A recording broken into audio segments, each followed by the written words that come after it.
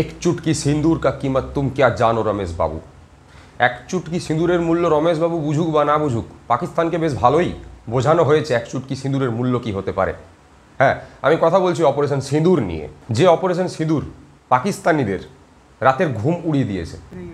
মধ্যরাতে লঞ্চ হওয়া ইন্ডিয়ান আর্মির এই অপারেশন দীপাবলির অকাল বোধন করে দিয়েছে পাকিস্তানে। 6 মে এবং 7ই মের মধ্যরাতে ভারতীয় সেনাবাহিনী যোগ্য জবাব দিয়ে দিয়েছে পাকিস্তানকে। এই অপারেশন সিঁদুর নিয়ে সোশ্যাল মিডিয়াতে এবং মেন স্ট্রিম মিডিয়াতে অনেক রকমের খবর প্রচারিত হচ্ছে, তবে আমি সেই সমস্ত কিছু আপনাদেরকে বলবো না।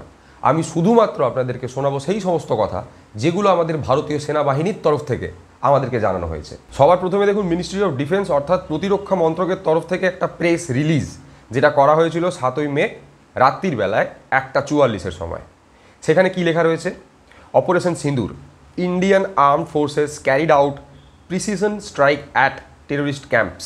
সেখানে আরও লেখা হয়েছে, a little while ago the Indian armed forces launched operation Sindoor hitting terrorist structures in Pakistan and Pakistan occupied Jammu and Kashmir from where terrorist attack against India have been planned and directed. অর্থাৎ প্রথমেই আমরা একটা জিনিস খুব clearly বুঝতে পারলাম যে এই অপারেশন সিঁদুর চালানো হয়েছে শুধুমাত্র এলওসি অর্থাৎ লাইন অফ কন্ট্রোল বা পিওকে পাকিস্তান অকুপাইড কাশ্মীরে নয়, এই অপারেশন পাকিস্তানের মধ্যেও চালানো হয়েছে। All together 9 sites have been targeted. পরবর্তীকালে ভারতীয় সেনাবাহিনীর পক্ষ থেকে প্রেস কনফারেন্স করে এই 9টা জায়গার ব্যাপারে বিস্তারিত বলা হয়েছে, যেটা আমি আপনাদেরকে একটু বাদে বলবো। Our actions have been focused, measured and non-escalatory in nature. No Pakistan military facilities have been targeted. India has demonstrated considerable resistance in selection of targets and method of execution. অর্থাৎ পাকিস্তানের কোনো মিলিটারি বেসকে টার্গেট করা হয়নি। Target করা হয়েছে শুধুমাত্র সন্ত্রাসবাদী আতঙ্কবাদীদের যে ক্যাম্পগুলো ছিল, যেখানে ট্রেনিং হতো, যেখানে এই আতঙ্কবাদীদের ভরণ পোষণ করা হতো, পাকিস্তান যেখানে সাপোর্ট দিত এদেরকে, সেই জায়গাগুলোকে টার্গেট করা হয়েছে। These steps come in the wake of the barbaric Pahalgam terrorist attack in which 25 Indians and 1 Nepali citizen were murdered. We are living up to the commitment that those responsible for this attack will be held unaccountable. There will be a detailed briefing on Operation Sindoor later today. এই press রিলিজে ministry of defence বা ভারতের প্রতিরক্ষা মন্ত্রক পরিষ্কারভাবে বলে দিয়েছে যে পেহেলগাঁওয়ের যে হামলা হয়েছে সেই হামলার বদলা নেওয়ার জন্য বা সেই হামলার উত্তরে এই অপারেশন সিঁদুর লঞ্চ করা হয়েছে। এবং সেখানে আরও লেখা হয়েছে যে পরবর্তীকালে আরও ডিটেলস দেওয়া হবে, যেটা দেওয়া হয়েছে। এই যে টুইটটা আপনাদেরকে দেখালাম, যেটা মিনিস্ট্রি অফ ডিফেন্সের তরফ থেকে করা হয়েছে, যে প্রেস রিলিজটা, ওটা করা হয়েছিল রাত্রিবেলায় প্রায় 2:45-র সময়। এবং 7 তারিখ সেই একই দিনে সকালবেলা 10টার সময় আমরা দেখতে পেলাম আমাদের ভারতীয় সেনাবাহিনীর 2জন সেনাকর্তা, একজন কর্নেল সোফিয়া কুরেশি এবং অন্যজন উইং কমান্ডার ভামিকা সিং, এবং তার সাথে ভারতের বিদেশ সচিব বিক্রম মিশ্রি বসে প্রেস কনফারেন্স করলেন এবং সমস্ত ডিটেলস দিলেন। এই যে 9টা জায়গায় হামলার কথা বলা হয়েছে, এই 9টা জায়গা কী কী আপনাদেরকে একটুখানি ছোট্ট করে বলে দিই। মুজফফরাবাদে জাহিসে মোহাম্মদের ট্রেনিং ক্যাম্প ছিল এবং কোটলি ও বার্নালাতে লস্কর-ই তৈয়বা ট্রেনিং ক্যাম্প চলতো। আর ইন্টারন্যাশনাল বর্ডার অর্থাৎ ভারত পাকিস্তানের আন্তর্জাতিক যে সীমান্ত রয়েছে তার ওই পারে অর্থাৎ পাকিস্তানের দিকে সিয়ালকোটে হিজবুল মুজাহিদিনের 2টো ক্যাম্পের উপর হামলা করা হয়েছে। এছাড়াও টার্গেট করা হয়েছে মুরিদকে বলে একটি জায়গা, যেখানে আজমল কাসাবের ট্রেনিং হয়েছিল। আর ভাওয়ালপুরের সুবহানাল্লাহ মসজিদকে টার্গেট করা হয়েছে, যে মসজিদ চালাতেন মৌলানা মাসুদ আজহার। মাসুদ আজহার একজন ইন্টারন্যাশনালি অ্যাক্লেমড টেররিস্ট, হ্যাঁ, একজন আতঙ্কবাদী। ভারতবর্ষের অনেক ক্ষতি সে করেছে। ভারতবর্ষ অনেকবার বলেছে পাকিস্তানকে যে মাসুদ আজহার তাকে ভারতবর্ষের হাতে তুলে দিতে, কিন্তু পাকিস্তান তুলে দেয়নি। পাকিস্তানে বসে মাসুদ আজহার মাদ্রাসা চালাচ্ছে, মসজিদ চালাচ্ছে, মঞ্চে দাঁড়িয়ে দাঁড়িয়ে ভাষণ দিচ্ছে, কিন্তু পাকিস্তান বলে চলেছে কি না, আমরা সন্ত্রাসবাদকে সমর্থন করি না। ওরা আন্তর্জাতিক মঞ্চে গিয়ে বলে আসছে কি, আমরা তো পাকিস্তান তো সর্বদাই বিরুদ্ধে লড়ে, আতঙ্কবাদের বিরুদ্ধে লড়ে। এইগুলো হচ্ছে এখন বর্তমানে পাকিস্তানের বক্তব্য। আর এগুলো তো বাদ দিন, ফেক নিউজ ভরে ভরে পাকিস্তান এখন ছড়াচ্ছে সোশ্যাল মিডিয়াতে। এটার থেকে আমাদের সবাইকে সাবধান হতে হবে। তো এই হচ্ছে ভারতীয় সেনাবাহিনীর বক্তব্য অপারেশন সিঁদুর নিয়ে। এই অপারেশন সিঁদুর নিয়ে যে প্রেস কনফারেন্স করা হয়েছে, সেখানে কিন্তু কোথাও বলা হয়নি যে কতজন সন্ত্রাসবাদী বা কতজন আতঙ্কবাদীকে আমরা মেরেছি বা কতজন আতঙ্কবাদীর লাশ পড়েছে, সে কথাটা লেখা নেই, কোথাও বলা হয়নি। কিন্তু তা সত্ত্বেও আমাদের দেশের যে গদি মিডিয়া রয়েছে তারা এই সংখ্যাটা নিয়ে খেলছে। কিভাবে খেলছে? এবিপি নেটওয়ার্ক বলছে কোথাও যে 900 জন আতঙ্কবাদী নাকি মারা গেছে। ইন্ডিয়া টুডে বলছে 90 জন আতঙ্কবাদী মারা গেছে, এবং নিউজ 18 এবং এনডিটিভি এরা বলছে যে 70 জন সন্ত্রাসবাদী বা আতঙ্কবাদী নাকি মারা গেছে। এবার এখানে প্রশ্নটা হচ্ছে, আমাদেরই দেশের আলাদা আলাদা খবরের চ্যানেলে এই সংখ্যাটা আলাদা আলাদা দেখানো হচ্ছে কেন? হ্যাঁ, যেখানে ভারতীয় সেনাবাহিনীর পক্ষ থেকে কোনো তথ্য এই বিষয়ে দেওয়া হয়নি, তাহলে খবরের চ্যানেল কোন সূত্র থেকে এই তথ্যগুলো বলছে? আর উল্টো দিকে দাঁড়িয়ে পাকিস্তানও এই একই খেলা খেলে চলেছে সমানে। এই অপারেশন সিঁদুর লঞ্চ হওয়ার পর থেকে বিভিন্ন রকমের ভুয়ো খবর ছড়ানোর চেষ্টা করছে পাকিস্তান এবং পাকিস্তানের মিডিয়া। আর এই হামলার পর থেকে পাকিস্তানের হাওয়া তো পুরোপুরি টাইট। হ্যাঁ, তাদের কাছে এখন ফেক নিউজ ছড়ানো ছাড়া আর কোনো উপায় নেই।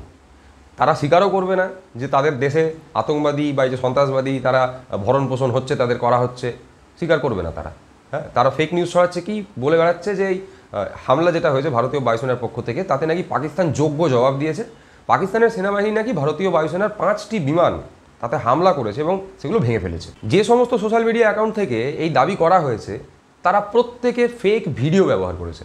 কোথাও পুরনো একটা ঘটনাকে দেখানো হয়েছে, কোথাও আবার পাকিস্তানের নিজের ঘটনাকে চালিয়ে দেওয়া হয়েছে যে ভারতীয় বায়ুসেনার বিমান ভেঙে দিয়েছি আমরা বলে। এই তো এদের অকাদ। যেমন ধরুন, এই একটা ভিডিও পাকিস্তানের বিভিন্ন সোশ্যাল মিডিয়া অ্যাকাউন্ট থেকে টুইট করা হচ্ছে বা এক্স হ্যান্ডেলে লেখা হচ্ছে যে এইভাবে নাকি পাকিস্তান ইন্ডিয়ান আর্ম ফোর্সেসের যে ইন্ডিয়ান যে এয়ারফোর্স রয়েছে তার যে বিমানগুলোকে এইভাবে নাকি ওরা অ্যাটাক করেছে। এটা একটা ভিডিও গেমের ভিজুয়াল, একটা ভিডিও গেমের একটা মানে পার্ট, এটা একটা ক্লিপ। তো সেইটাকে ব্যবহার করছে পাকিস্তান। পাকিস্তানের কাছে আর কিচ্ছু নেই, একটা ভিডিও গেমের ক্লিপ আছে ব্যবহার করার জন্য। কোথাও আবার নিজেদেরই দেশের বায়ুসেনার বিমান ভেঙে পড়ার ঘটনাকে ভারতের বায়ুসেনার বিমান ভেঙে পড়েছে বলে চালানোর চেষ্টা করা হচ্ছে। পাকিস্তানে ARY নিউজ বলে একটি খবরের চ্যানেল রয়েছে, যেটা নাকি পাকিস্তানের সবথেকে বড় খবরের চ্যানেল। ওরা এই সমস্ত মিথ্যে ভুয়ো খবর রটাচ্ছে। একদিকে পাকিস্তানের ডিফেন্স মিনিস্ট্রি বলছে যে ভারতীয় বায়ুসেনার বিমান প্রবেশই করেনি পাকিস্তানের বায়ুসীমানার মধ্যে, এবং যেটা সত্যি কথাও। এই কথাটা ভারতীয় যে আমাদের যে বায়ুসেনা উইং কমান্ডার এবং যারা প্রেস কনফারেন্স করেছেন সেনা প্রধানরা, তারাও বলেছেন যে আমরা পাকিস্তানের যে এরিয়া তার মধ্যে প্রবেশ করিনি। এটা একটা অনেক বড় মেসেজ এবং ভারতীয় সেনাবাহিনীর একটা অনেক বড় অ্যাচিভমেন্ট যে আমরা তোমাদের মাটিতে না ঢুকেও তোমাদের মাটিতে গিয়ে বোম ফেলে আসতে পারি। এবং চুপ অ্যান্ড ডু প্রথম থেকে এইটাই চেয়ে এসেছিল। এইরকমই একটা যোগ্য জবাব পাকিস্তানের মুখের উপর দেওয়া উচিত ছিল। তো একদিকে যখন পাকিস্তানের সেনাবাহিনী বলছে, বয়ান দিচ্ছে যে ইন্ডিয়ান টেরিটরি ছেড়ে পাকিস্তানের টেরিটরিতে কোনো বিমান ঢোকেনি, তাহলে তোমরা কোথার থেকে ভারতীয় সেনাবাহিনীর বিমান ভেঙে ফেললে? ভারতীয় সেনাবাহিনীর পক্ষ থেকে একটা খুব ক্লিয়ার একটা মেসেজ দেওয়া হয়েছে। সেটা কি? পাকিস্তান চেয়েছিল যে আমাদের দেশের যে সার্বভৌমত্ব, আমাদের দেশের এই যে ধর্মনিরপেক্ষতা, এই যে একতা, এটার উপর হামলা করা হবে। হ্যাঁ, তাদের এই জন্যই তারা বেছে বেছে হিন্দুদেরকে নাম জিজ্ঞাসা করে করে, ধর্ম জিজ্ঞাসা করে করে, প্যাড খুলে চেক করে মেরে গেছে। ওরা ভেবেছিল এরপর দেশ হয়তো টুকরে টুকরে হয়ে যাবে। কিন্তু এটা হলো না। আমরা কি দেখলাম?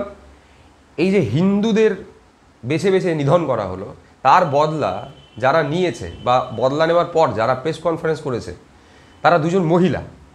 তাদের একজন মুসলমান আর একজন শিখ এবং একজন হিন্দুও রয়েছেন সেই প্রেস কনফারেন্সে। অর্থাৎ আমাদের দেশ প্রমাণ করে দিল যে আমাদের দেশকে ধর্মের ভিত্তিতে ভাগ করার চেষ্টা করা বৃথা। ধর্মনিরপেক্ষতা, সম্প্রভুতা এবং একতা, এগুলো আমাদের দেশের যে বুনিয়াদি, আমাদের দেশের যে বেসিক, তার মধ্যে রয়েছে। এটাকে এত সহজে নাড়ানো সম্ভব নয়। এবং তার সাথে সাথে আমাদের দেশের মধ্যে যারা চেষ্টা করছে ধর্মে ধর্মে বিভেদ লাগানোর, হ্যাঁ, সম্প্রদায়ের বিরুদ্ধে সম্প্রদায়কে উস্কানি দেওয়ার বা বিষ ছড়ানোর চেষ্টা করছে সমাজে, তাদের কাছেও এটা একটা খুব স্পষ্ট বার্তা। 22 এপ্রিল পেহেলগাঁওতে ঘটনাটা ঘটে যাওয়ার পর আমরা বারবার বলে এসেছি যে আমরা ভারতবর্ষের পক্ষ থেকে একটি যোগ্য জবাবের আশা করছি। প্রত্যেকটা ভিডিওতে আমরা এই কথাটা বলেছি, এই দাবিটা করেছি। কেউ বলতে পারবে না যে আমরা একবারও এই কথাটা স্কিপ করেছি বা এটা বলিনি। বারবার আমরা বলেছি যে আমরা একটা যোগ্য জবাব চাই, পাকিস্তানের মুখের ওপর একটা জবাব দেওয়ার দরকার রয়েছে। ভারতীয় সেনাবাহিনীকে আমাদের তরফ থেকে অভিনন্দন এবং আমাদের তরফ থেকে ধন্যবাদ এরকম একটা যোগ্য জবাব পাকিস্তানকে দেওয়ার জন্য। এই সময় দাঁড়িয়েও অনেকে শান্তির বার্তা ছড়ানোর চেষ্টা করছেন, পাকিস্তানের হয়ে কথা বলার চেষ্টা করছেন আমাদের দেশে বসে। আপনাদেরকে হাত জড়ো করে অনুরোধ করব, এটা করবেন না। এই সময় দাঁড়িয়ে এটা করবেন না, কারণ যদি আপনি এটা করছেন তার মানে আপনি পাকিস্তানের ফাঁদে পা দিচ্ছেন। পাকিস্তান শান্তির ভাষা বোঝে না। যদি বুঝতো তাহলে একের পর এক হামলা ভারতবর্ষের উপর তারা এইভাবে করতো না। পাকিস্তানের বরাবর অভ্যেস হচ্ছে কাটাপ্পার মতন পেছন থেকে তরোয়াল ঢোকানো বা ছুরি মারা, এবং ভারতবর্ষ আর সহ্য করতে পারবে না, আর এই নেওয়া যাচ্ছে না এরকমভাবে। এতদিন ধরে এত হামলা, দিনের পর দিন কোথাও অমরনাথ যাত্রীদের উপর হামলা হয়ে যাচ্ছে, কোথাও সেনাবাহিনীর উপর হামলা হয়ে যাচ্ছে। আর এই তো দেখলাম 22 এপ্রিল যে মর্মান্তিক ঘটনাটা ঘটলো, এরপরে আর চুপ করে থাকা যায় না। পাকিস্তানের নাগরিকদেরকেও বুঝতে হবে, পাকিস্তানের সেনাবাহিনীকেও বুঝতে হবে, পাকিস্তানের সরকারকেও বুঝতে হবে যে এইভাবে ভারত ভারতবাসীর পেছনে, ভারতবর্ষের সরকারের পেছনে, ভারতবর্ষের প্রধানমন্ত্রীর পেছনে যদি উংলি করতে যায়, যদি কাঠি করতে যায়, তাহলে কিন্তু সমস্যা আছে। এবং কীরকম সমস্যা আছে তার একটা উদাহরণ পাকিস্তানবাসী, পাকিস্তানের সরকার, পাকিস্তানের সেনাবাহিনী 6 তারিখ আর 7 তারিখের রাতে দেখেছে। আমি আঙ্গুল উঠিয়ে বলে দিচ্ছি, একজন সাধারণ নাগরিক হিসেবে ভারতবর্ষের, আমাদের পেছনে লাগতে যেও না পাকিস্তান, তোমরা সত্যি সত্যিই ধুলোয় মিশে যাবে। আমাদের এই ভিডিওগুলো যদি আপনাদের ভালো লেগে থাকে তাহলে আমাদের এই পেজটা ফলো করুন। আমাদের এই পেজে একটি সমস্যা হয়েছে, সেটা হচ্ছে যে কিছু অন্ধ ভক্তদের, কিছু গৌত্রখোর নেশাখোরদের নজর পড়েছে আমাদের এই পেজের ওপর। তারা আমাদের এই পেজকে রিপোর্ট করে চলেছে অনবরত। তাই আপনাদের হতে পারে কখনো কখনো আপনারা এই ভিডিওগুলো দেখতে পাবেন, কখনো কখনো দেখতে পাবেন না। এর একটা সমাধান সূত্র রয়েছে আমাদের হাতে, সেটা হচ্ছে আমাদের ইউটিউব চ্যানেল। এই সমস্ত ভিডিওগুলো আপনারা আমাদের ইউটিউব চ্যানেলে দেখতে পাবেন। তাই আপনাদের কাছে একান্ত অনুরোধ, যত তাড়াতাড়ি সম্ভব আমাদের ইউটিউব চ্যানেলটা সাবস্ক্রাইব করুন। আর আপনি আমার যে ফেসবুক প্রোফাইল রয়েছে দেবরাজ ভট্টাচার্য বলে, সেটাও ফলো করতে পারেন। শেষমেশ একটা অনুরোধ সমগ্র দেশবাসীকে করতে চাই এবং যারা চুপ অ্যান্ড ডুর ভিডিও দেখছেন তাদেরকে করতে চাই, সবাই মিলে মক ড্রিলে অবশ্যই অংশগ্রহণ করবেন, কেননা এটা অত্যন্ত জরুরি। বিশেষ করে এই যে একটা যুদ্ধের মুহূর্ত এসে উপস্থিত হয়েছে, আমাদের যে জেনারেশন, আমরা জানি না যে যুদ্ধ লাগলে দেশের সাধারণ নাগরিক হিসেবে আমাদের কি কর্তব্য। সেই কর্তব্যগুলোই মক ড্রিলে বোঝানো হবে। এমন হাতি ঘোড়া কিছু নয়। সাধারণ নাগরিক হিসেবে কিভাবে আপনি নিজেকে বাঁচাবেন, কিভাবে অন্যকে সাহায্য করবেন, কিভাবে দেশের যে নিরাপত্তা, সেই নিরাপত্তা আপনি ব্যক্তিগত স্তরে কীভাবে সুনিশ্চিত করবেন, এগুলোই মক ড্রিলে আপনাকে বোঝানো হবে। একটা সাইরেন বাজবে এবং তারপর কিছু কিছু আপনাকে বলা হবে যে এই পদক্ষেপগুলো আপনি গ্রহণ করুন, আপনাকে সেগুলো করতে হবে। একটা প্র্যাকটিসের মতন ব্যাপার।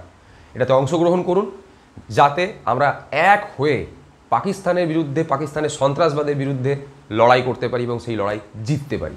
জয় হিন্দ, বন্দে মাতারম, ইনকলাব জিন্দাবাদ।